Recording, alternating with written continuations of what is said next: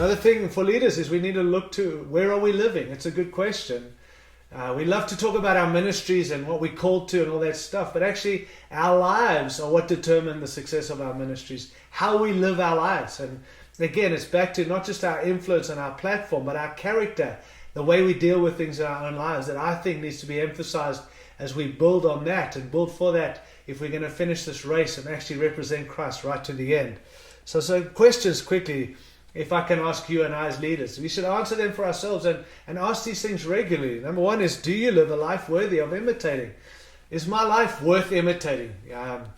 Not do you have a ministry or do you have a church that everybody looks to, but my life, what I am involved in, what I give myself to, what I give my attention to. Do you have a life worth imitating? Because again, as we said, your ministry follows your life. I always say this, there are three faces to our lives in leadership and in ministry. There's that public world where everyone sees it. And if we're honest, unfortunately, most of us play to that public world.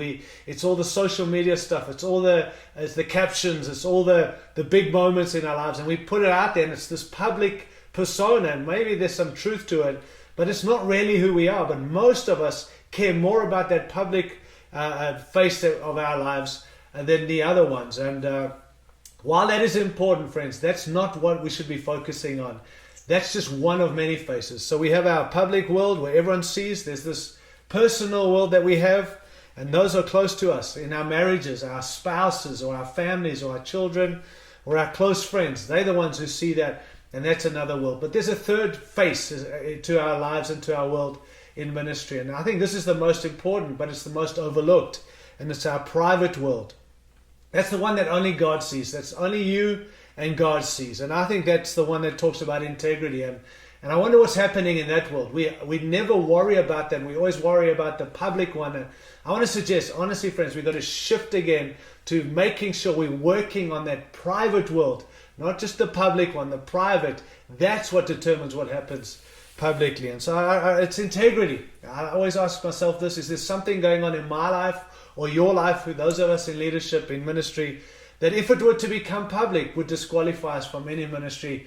That's a good question. If there are those things, can I suggest we need to deal with them right now, get them sorted out, because those things matter more to God than the public persona that we're putting out there. The third thing I want to say, well, just in this, if I can also add, make sure you're keeping all your tanks full, not just your leadership focus on that, but fill your tanks, your relational tanks. Got to be filling those, because what we've been called to is relational. And so we've got to kind of work with our relationship, our upward and outward relationships, our connecting with people and families and all the guys we're involved in. But keep your relational tank full. Keep your intellectual tank full.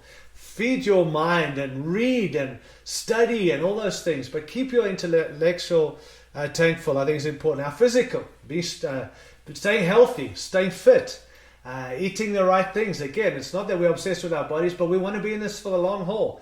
And let's be honest, there's a weightiness to what we've been called to in leadership. And if we're not having that outlet, if we're not keeping ourselves fit and working out and using our bodies wisely and sleeping, getting rest, all the things, friends, that are so obvious but so overlooked, I think we're in a dangerous place. And that's what I want to highlight in this, is part of our lives. Are we living a life worth imitating?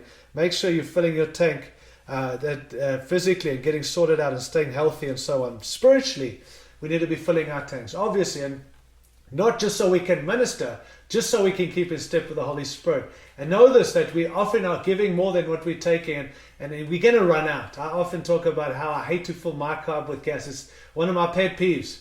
I hate going to the gas station. I know a lot of you live in countries where they do it for you, but in my country, we have to do it ourselves, which is fine. But I think it's such a waste of time. And I'm always saying, we'll just wait to another place. I'll go to another gas station. You're almost running to the red. But the reality is, and it's happened in times with me, where you do run out. If you don't fill up your tank, you're going to run out eventually. And I want to just say that's the obvious thing for us in ministry and leadership. You better be filling your tank spiritually.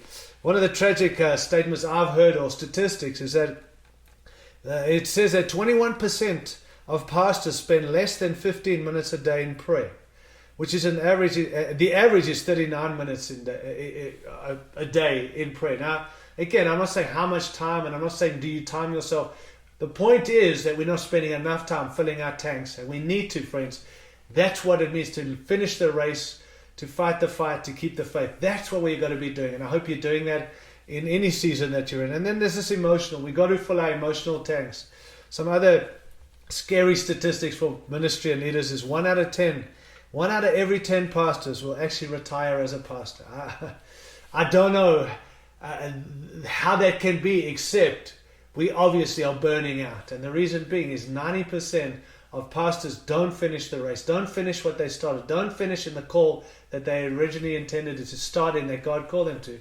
And the reason being is that we are not taking care of ourselves. And so, friends, I just want to challenge, let us not become a statistic. It's not in God's hands alone, it's in ours. And we've got to build our character, we've got to fill our wells, and we've got to dig wells and so on. So let's not be a statistic. Let's take care of the things, even emotionally. I think in ministry we overlook that too much, and we don't, even if we think we're not emotional beings, we all are. And what I challenge you with is that we carry emotion and we feel the things our people are feeling, and we go through the highs and the lows with them, and it's affecting us. And if we're not dealing with those things and we're not taking time to restore ourselves and fill ourselves and get things sorted out, I think we're going to burn out, and that would be a tragedy. So do you live a life worth imitating? Not do you have a ministry worth imitating? Another thing I think we've got to ask is, do you have a ministry or a church worth joining? It's a good question. Do you have a mission worth dying for?